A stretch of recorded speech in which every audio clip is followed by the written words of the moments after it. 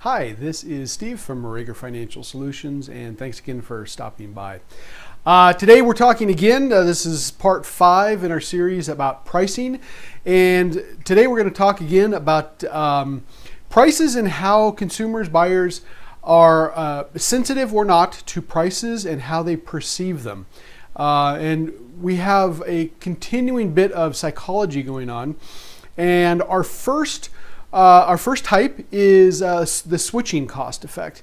And this happens a lot for businesses where there's a switch to another vendor, let's say, perhaps another IT vendor. But it could be a switch for a consumer for, let's say, insurance, home insurance, car insurance, that type of thing. But let's talk about the switching effect for businesses. And the concern here is that if a business switches from one vendor to another, that there's going to be high switching costs. By switching costs, it's not necessarily the price, but it could be anything from creating extra time, effort. It's disruptive. There could be dissatisfaction. So this is one of those where the price can play a part in it to assuage some of those concerns. A company can set up a test environment. They can pay the switching fees, make sure there's a thorough spec sheet, but also the price can be lowered such that those fears aren't prevalent for the new client. So that's the switching cost effect. So that's one of those where you go in and you want your client, a new client, prospective client, to switch to your company. The second one is the price quality effect. And this one is particularly interesting to me. This is where a high price is perceived as high quality.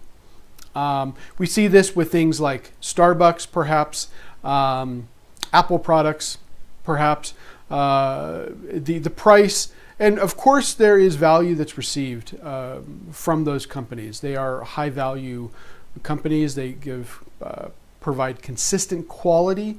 But it's important to know that those, especially with those two companies, there's a sense of status involved with that, and their product and service are needed more than required.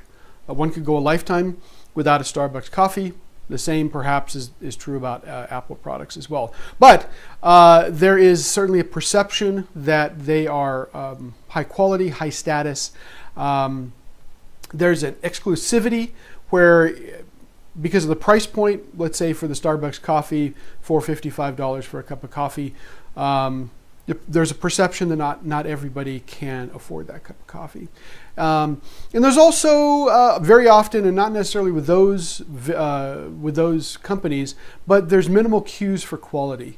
With a Starbucks cup of coffee, it's a cup of coffee, and one could compare it to another cup of coffee, another blend of coffee, another way that it's roasted.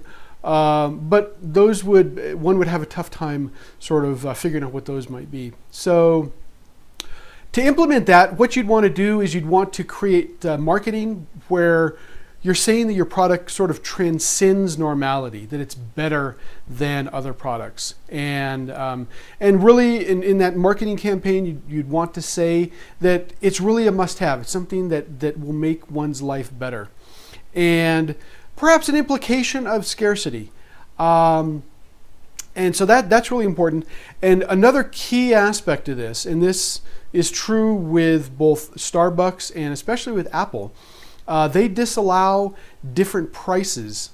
You can't get an Apple product from anywhere else other than Apple resellers or Apple itself. And the price for Apple products is always consistent. It never changes. So the price quality effect, it's a fantastic place to be, to create a product where people feel that it is better than others, that they will have an extraordinary experience. And it's actually what a wonderful place to be, to have a company where you're doing that. And I certainly hope you do. So those were two of our two of the price sensitivities and the way people perceive prices.